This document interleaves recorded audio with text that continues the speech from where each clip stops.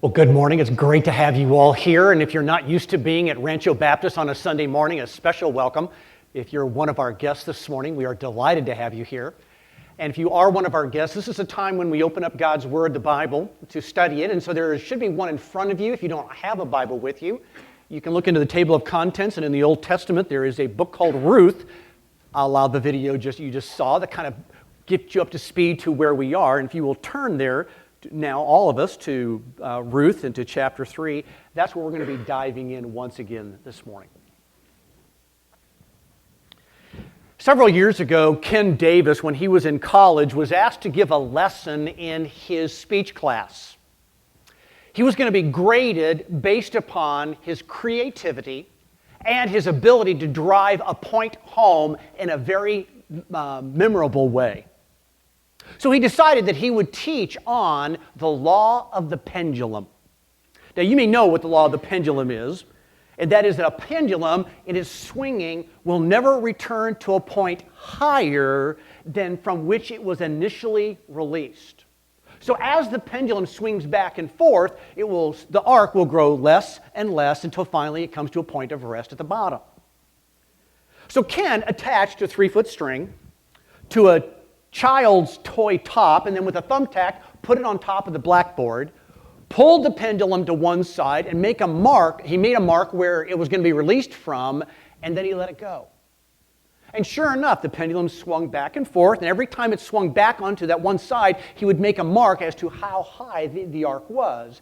And went back and forth, back and forth. He kept making marks until after about a minute, the pendulum quit swinging and came to rest. It seemed to prove his point. For there on the blackboard were a series of marks going lower and lower and lower with each arc of the pendulum swinging back and forth. He then asked everybody in the room, "Do you believe in the law of the pendulum?" To which everybody, including the teacher, raised their hand saying, "Yes, we do." The teacher at that point began to walk forward to the front of the class thinking that the lesson was over, when in reality it had just begun. Ken then took down from the center of the room, where there were some steel beams going through the rafters, a large, crude but very functional pendulum made up of 250-pound weights and 4 strings of parachute cord. He then asked the teacher to come and climb up onto a table and sit with a chair with his head next to the concrete wall. He pulled the pendulum up and put it right next to the professor's nose. And then again went over the law of the pendulum, saying, if the law of the pendulum is true, when I release this mass of metal, it will swing across the room, come back, but it will be short of its release point. In other words, sir, your nose will be in no danger. He then looked the instructor in the eye and said, "Do you believe in the law of the pendulum?"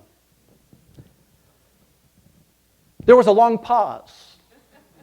Ken said, "I noticed that beads of sweat started to come out on the professor's forehead." And then very weakly he nodded and said, "Yes." Ken released the pendulum. With a whoosh, it swung across the room, seemed to pause momentarily, and then began to swing back. Ken says it this way, "I never saw a man move so fast in my life." The teacher literally dove off the table. Stepping around the still swinging pendulum, Ken asked the class, "Does our teacher believe in the law of the pendulum?" And everybody said, "No." What we believe will be revealed at critical moments of decision making. Do we have an authentic, robust faith, or are we settling for a cheap knockoff that easily takes a dive? Ruth chapter 3 will answer these questions for us, at least in part. So turn there if you would, and I want us to note that the answers to that question that I just raised is not going to be given to us through a dry, theoretical lecture about faith, but rather it's going to teach us through this heart-pounding, palm-sweating drama where ordinary people put their beliefs into action. It's the classroom called life. And what they believed is revealed at critical moments of decision. Now, you need to understand that as the story begins to unfold here in chapter 3, the lights are being turned down. Everything that happens here, or at least I should say, all the main events of this chapter all occur after sunset but before sunrise. So chapter 3 and the mood of chapter 3 is all in darkness. It's in secrecy. It's in uncertainty. So as the light begins to fade, the action heats up. Watch what happens now as dusk unfolds, starting in verse 1 down to verse 6. Naomi has a plan, a marriage plan, that will provide long-term security for Ruth and then also for her. Now, God, you understand, has met their short-term needs. Naomi has been going out and gleaning in the fields behind the workers of Boaz. We've seen that already. But now Naomi is considering the future. She's considering the long-term needs. How will the family line survive? And so her strategy is to get the ball rolling. Boaz, as we already noticed, has been identified as one of their kinsman redeemers. He's already revealed his very godly character in the way he's been treating Ruth. So Naomi decides to give him a little nudge. Look at the last part of verse 2. Boaz is going to be winnowing barley tonight at the threshing floor. Wash, therefore, and anoint yourself, and put on your cloak, and go down to the threshing floor. But do not make yourself known to the man until he has finished eating and drinking. But when he lies down, observe the place where he lies, then go and uncover his feet and lie down, and he will tell you what to do. Anybody here ever read the book, I Kissed Dating Goodbye? There is no strategy in that book like this. Who would ever say this is the way to pursue marriage with someone else? I mean, to suggest such a risky course of action here reveals that Naomi had a great deal of trust in Ruth, and she also trusted what she knew to be in the heart of Boaz. And by the way, did you notice how Ruth reveals her faith as well? Look at verse 5, verse 6. So she replied to Naomi, "All you say I will do." So Ruth went down to the threshing floor, verse 6, and did just as her mother-in-law had commanded her to do. Okay, at this point in the story, the beautiful sunset of that day now vanishes and darkness descends. So let me describe the scene that we're going to be looking at now. A threshing floor is a large, flat, either rocky or hard-packed dirt area where the harvested grains or stalks of wheat into bundles is brought there during the day, and the intent is to separate the seed, the kernel, from the chaff, which is everything else. So they would bring these bundles in, they would untie them, they would spread it all out on this floor, and then a heavy oxen would be used to walk around on it all day long, breaking up this organic mass. Now, usually a threshing floor is situated on top of a ridge or on top of a hill in order to take advantage of the evening winds. So during the day, as the stalk is getting mashed by the heavy hoofs of an oxen, then come early evening when it's cooler, a wooden pitchfork is used. It's pushed into this organic mess and then lightly tossed up into the air, and the wind that is blowing will push the light chaff further away, but the heavy seed will drop straight down. So as you continue to do this little flip motion, you start ending up with two piles, the darker seed and the lighter chaff. Now, the other thing you need to understand is that the social tone of harvesting at this time is one of great celebration. I mean, food and drink are being passed out as the reward for all the heavy months of labor is now coming true. And remember, this would be especially a time of celebration, as we learned in chapter 1, because there has been a famine for so long in this land. Now, as you can imagine, threshing is back-breaking work. So verse 7, after a good meal, Boaz lays down by the grain pile. Why didn't he go home? Well, one, it's very comfortable there. It's like laying in a beanbag chair. The grain would be around you. but also he's protecting his grain from theft at night. Now, Ruth is there, but she's hidden. She's watching all of this occurring. And then after he falls asleep, she comes, lifts up his cloak by his feet, and lays down there. Let's pick it up at verse 8. At midnight, the man was startled and turned over, and behold, a woman at his feet. Okay, now stop here. We need to really enter into the story here. When it says behold, it's like, surprise, surprise. It's midnight.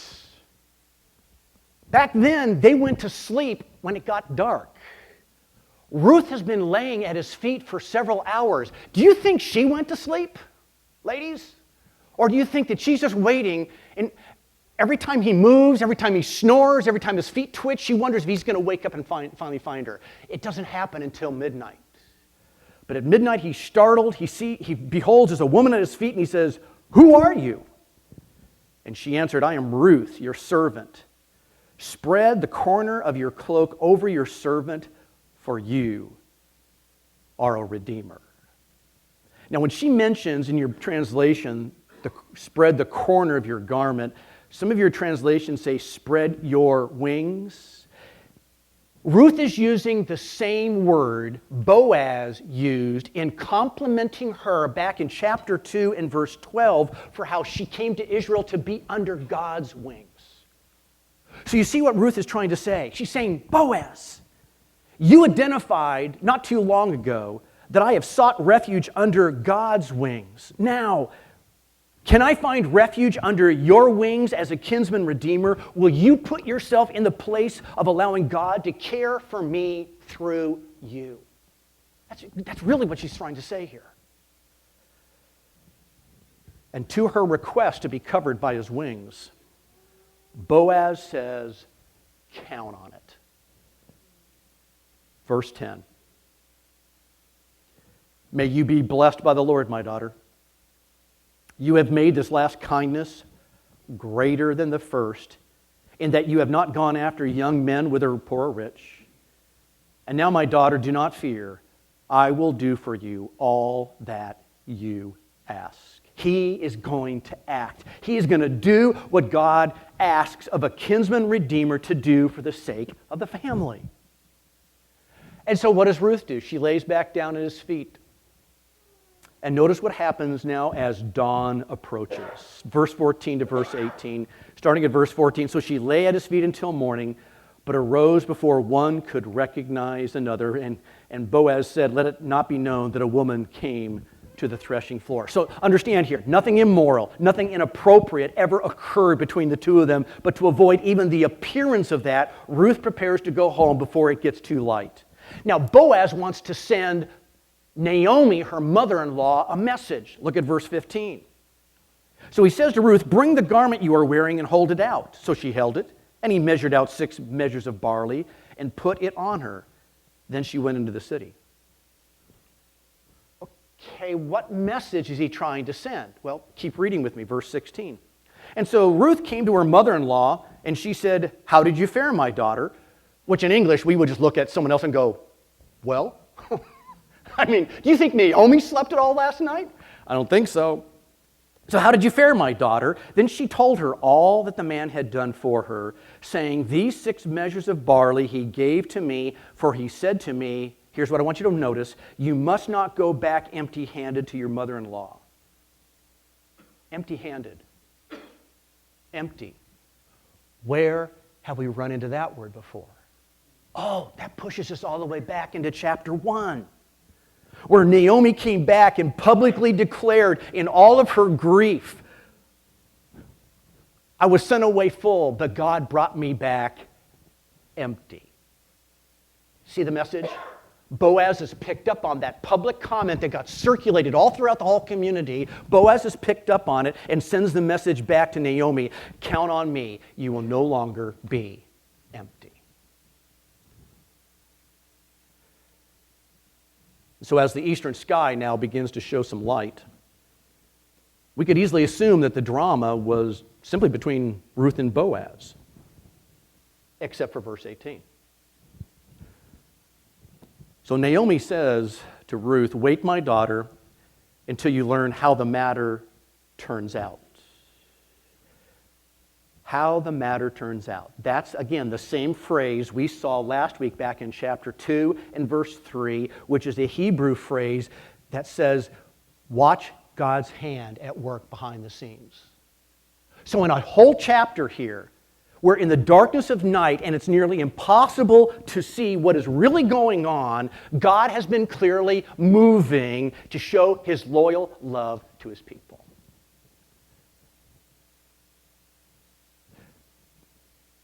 Let's see how the matter turns out. For the man will not rest, but will settle the matter today. So, Naomi and Ruth, as they wait to see what will happen, let's pause and consider just for a few minutes what just happened here in chapter 3. Sure, this whole chapter is a wonderful chapter, not only of romance, but also that the agony, the pain, and the heartache of the last couple of chapters is beginning to dissolve away slowly. But what these verses also vividly portray for us is a very powerful truth. And the truth is this, that robust faith decisions are the trigger points that transform our stories. In other words, there's a fascinating interplay going on here in chapter 3 between the obvious characters that are in the spotlight, Boaz and Ruth, and then Naomi just a little off stage there. But there's also the sovereign working of God who remains totally there in the shadows. And as I mentioned last week, don't most of us want it to be different? I mean, we want to see God come in and provide for our stories in this awesome display of His power. We want to see our needs as we go through our journeys be met with a miracle that's so impressive that it will singe the eyebrows of anybody who sees it like we do. That's what we want. And yet, is there any greater miracle?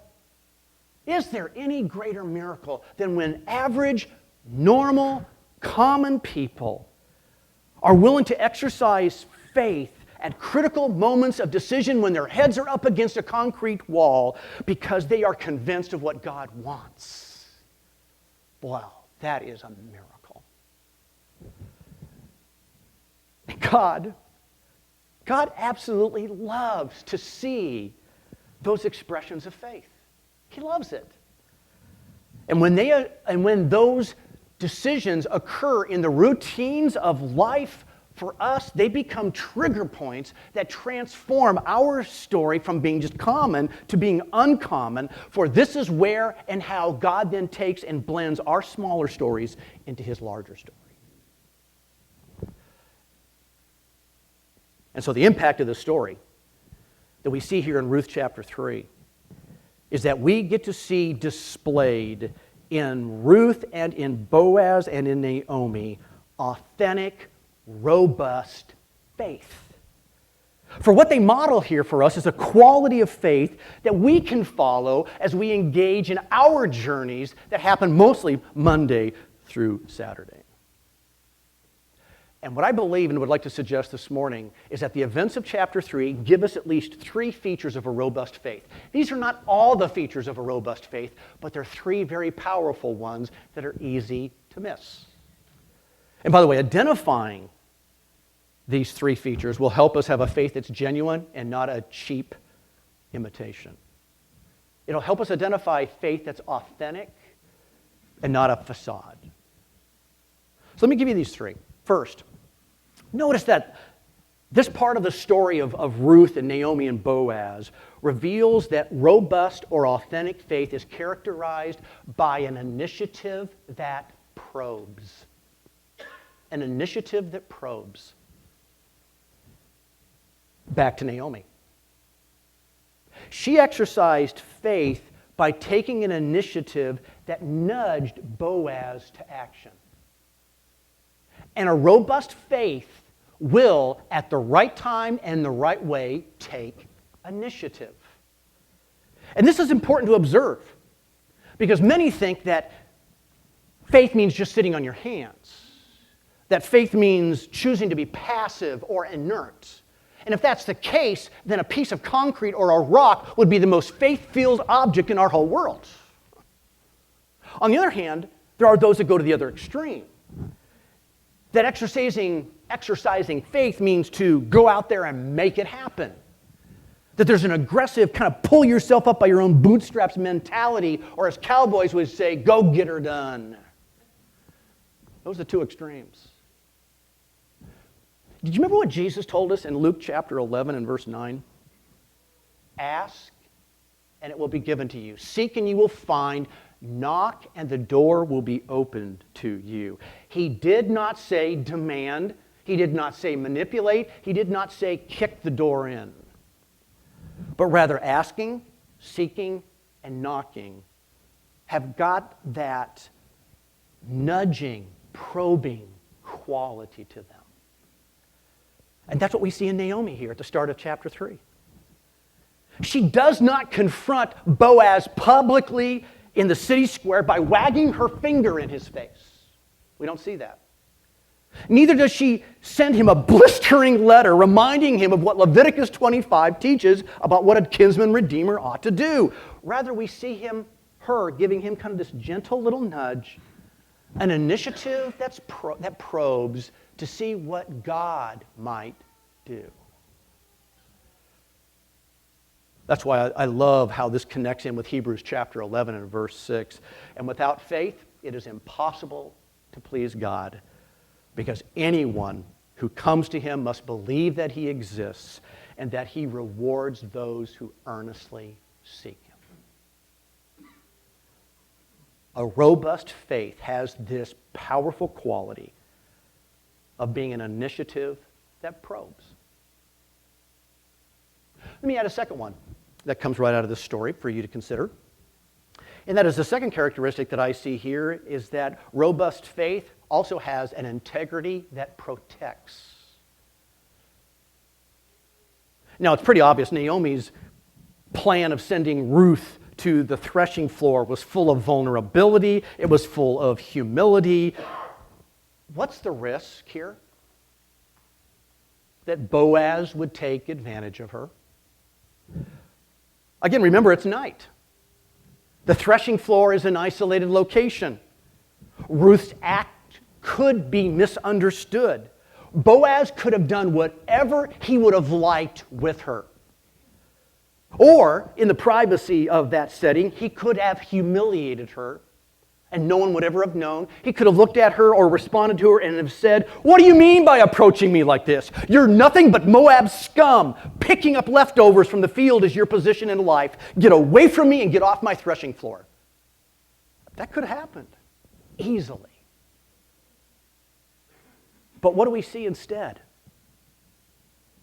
Authentic faith is revealed when no one is watching by an integrity that protects. Now again, remember, integrity is what I do when no one else will ever know. And Boaz was presented with that opportunity to do whatever he would have wanted to do, and no one would know. Folks, his decision speaks volumes.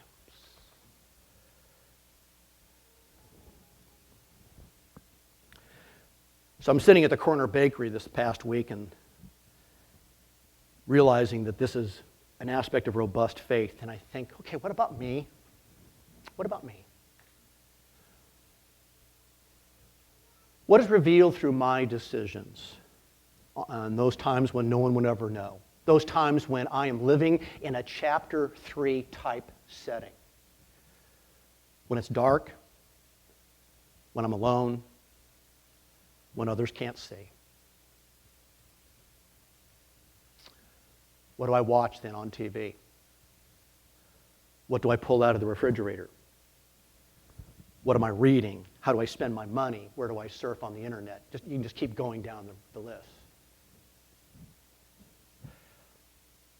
Several years ago up in Long Beach, a fellow went to a fast food restaurant to pick up a couple of chicken dinners for himself and his date to enjoy. After driving to their picnic site, the two of them discovered that there was no chicken in the sacks, but rather there was $800 in cash. The gal behind the counter inadvertently gave them the receipts of the day instead of their chicken dinners. So the man put the money back in the bag, got in his car, drove all the way back to the restaurant. By this time, you can imagine the manager at the restaurant knew what had happened and was frantic about his money. When the guy returned, he called for the manager and speaking to him. He said, "I want you to know I came here to get a couple of chicken dinners and I wound up with all this money here." And he handed all the money back. The manager was thrilled, to say the least. He said, "I have never met a man so honest before in my whole life. I want you to stay here. I want to call the television station. I want them to get a crew down here. We are going to have your picture pasted all over this city." And the guy started to get nervous. He says, No, don't do that. Don't do that." The manager said, "Why? Why not?" He said, "Well," and he whispered closer to him, "You see, the woman I'm with is someone else's wife."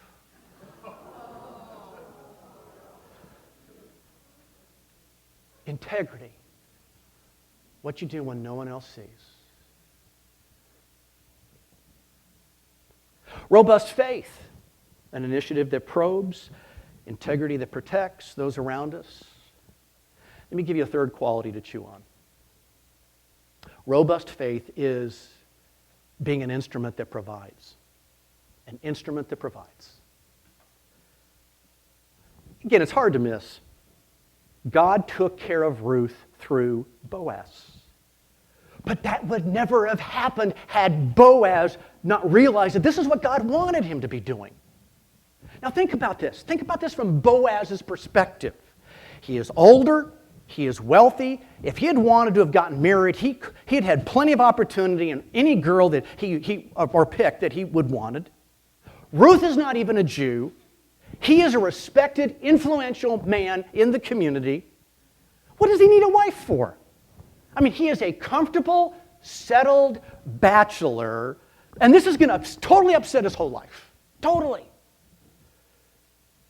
And yet Boaz accepts this radical change in his life and willingly steps up to be the kinsman redeemer to help, because he realizes he is in a position both biblically and financially to act as he has received kindness, loyal love, as we've already seen in the story, from God. He passes it on.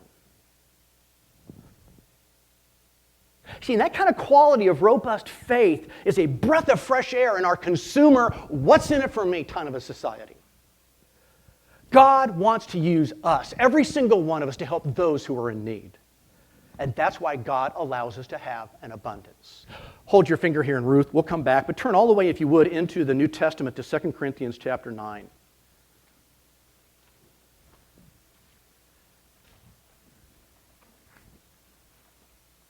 Here's how the New Testament chimes in on this whole robust faith being an instrument that provides concept. 2 Corinthians 9, starting at verse 10. He, God, who supplies seed to the sower and bread for food, will supply and multiply your seed for sowing and increase the harvest of your righteousness. You will be enriched in every way to be generous, in every way, which through us will produce thanksgiving to God. For the ministry of this service is not only supplying the needs of the saints, but is also overflowing with many thanksgiving to God. By their approval of this service, they will glorify God because of, watch this, your submission that comes from your confession of the gospel of Christ and the generosity of your contribution for them and for all others. Wow. Do you see it? As I let God's love be expressed through me in meeting the needs of others, I prove the authenticity of what I confess to be true. That's then the authenticity of my faith. But my friends, this biblical message runs so counter to the American culture that indoctrinates us into thinking that the more I earn, the more I can spend on myself. And every follower of Jesus Christ has got to come to that point in their life when they say, how much is enough? If you've never been through Financial University with Dave Ramsey, I would highly encourage it. In it, he makes the observation early in his teaching sessions. He says, we buy things we don't need with money we really don't have to impress people we don't like. It's the American way.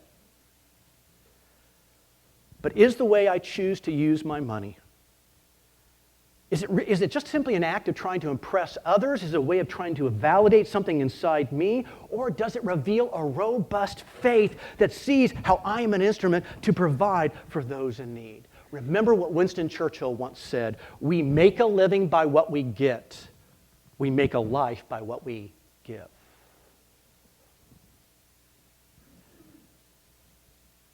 And that's why in chapter 3 of Ruth, robust faith decisions are the trigger points that transform the story of Ruth and Boaz and Naomi, and they'll do the same for us if we'll choose an initiative that probes, an integrity that protects, and to be an instrument that provides. Someone once made a comment, and I haven't been able to find out who said it or wrote it. But they said, I would recommend that you either believe God up to the hilt or do not believe at all. Believe this book, every letter of it, or else reject it. There is no logical place to stand between the two. A faith that kind of paddles around the edge of the water is a poor faith. Be satisfied with nothing less than a faith that dives in deep. Deep. Father, you know how much this chapter has challenged me. It's challenged my values. It's challenged me to look at what I say I really believe against my behavior. But Father, I want to thank you for this powerful, powerful story that reveals what, in a few areas, what robust faith looks like. These are quiet heroes of our faith that speak yet even today into our lives. So I pray for myself. I pray for my brothers and sisters here in this room, that we would settle for nothing less than the real thing. A robust, authentic faith where beliefs and behavior match. In the areas of initiative and the areas of integrity, in the areas in which we literally become an instrument that provides. Father, unless I miss my guess, you've already been speaking to many of us this morning about an area maybe in which we need to confess our hypocrisy, or we say it but we don't live it. But Father, there is something down deep within our hearts that we want to be like these three individuals in chapter 3. That at those crucial moments of decision, we wouldn't take a dive, but would stand strong by faith, knowing it pleases you, knowing that you will reward those who seek you like that. Lord, change me. Change all of us, that our authentic faith might be seen and glorified by others, because they glorify you in what they see.